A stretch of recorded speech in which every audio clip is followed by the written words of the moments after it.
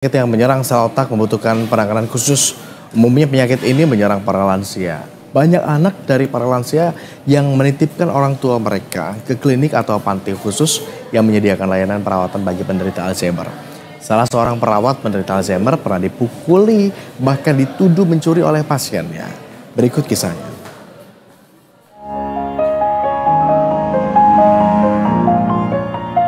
Sinar matahari pagi mulai menyingsing di Kanopi Nursing Home, Pulau Gadung, Jakarta Timur.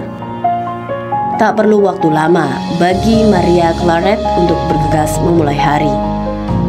Wanita asal Kupang, Nusa Tenggara Timur ini langsung beranjak dari tempat tidurnya yang bersebelahan dengan pasien penderita Alzheimer. Sebagai seorang perawat, sudah menjadi kewajiban bagi Claret untuk selalu siap siaga bersama pasien penderita Alzheimer. Kalau untuk bangun pagi itu saya selalu kontrol, memandiin, harus persiapan mereka dari bangun tidur sampai mereka sampai malam. Untuk kegiatannya itu kan kita di sini ada program juga dari Senin sampai Minggu. Itu kita ada art, calistung, game, prakarya, dan juga kita ada namanya karaoke sama nonton bareng. Nah, di situ kita ada timnya kita di sini ada penanggung jawabnya seperti penanggung jawab opa-oma, khususnya untuk satu perawat megang 2 pasien. Alzheimer adalah penyakit neurodegeneratif yang menyebabkan kerusakan sel otak. Kerusakan ini menyebabkan penderitanya mengalami penurunan fungsi kognitif seperti berpikir, mengingat, dan berperilaku.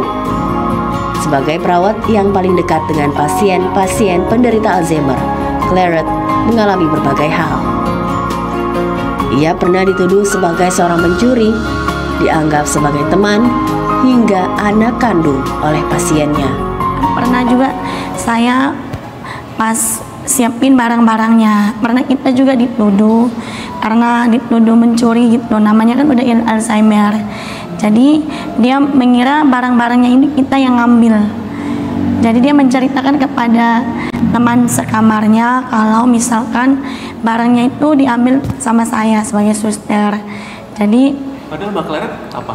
Kita kan lagi mandi ini, lagi siapin barang-barangnya, pas buka lemarinya dia.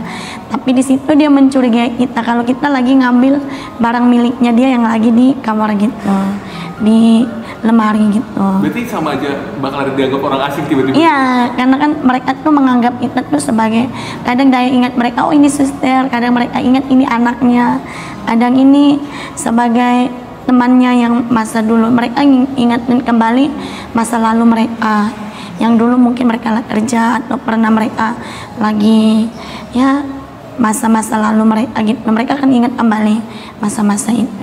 Kalau tadi yang kasus Claret pernah mengalami kekerasan fisik saat merawat penderita, namun tak ada kata menyerah dalam dirinya. Hari demi hari, Claret jalani dengan penuh kesabaran, layaknya merawat orang tua kandung sendiri. Ada yang saya pernah dicubitin atau dipukulin, ya karena kan ada demensia Alzheimer-nya itu kan masih jalan. Kita kan ajak nih mandi, tapi dia langsung nonjok gitu. Ya itulah, karena kita kan butuh ekstra juga dalam diri kita juga, kesabaran kita. Karena di sini juga ada minus, ada plusnya. Tapi dengan berjalannya waktu selama 4 tahun lebih itu saya merasa happy juga. Karena opa-oma di sini juga kita udah anggap mereka sebagai keluarga. Kadang ya kita harus banyak sabar, banyak pengertian juga. Karena Alzheimer itu kan udah kembali seperti kanak-kanak. Susah daripada kita rawat anak bayi. Lebih susah.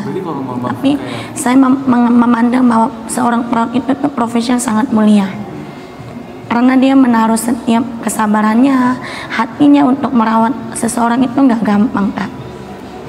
Dan bahkan dia mengutamakan orang lain dulu ya? Iya, dia mengutamakan orang lain daripada dirinya sendiri. Kanopi Nursing Home telah merawat ratusan pasien Alzheimer sejak 2018 lalu.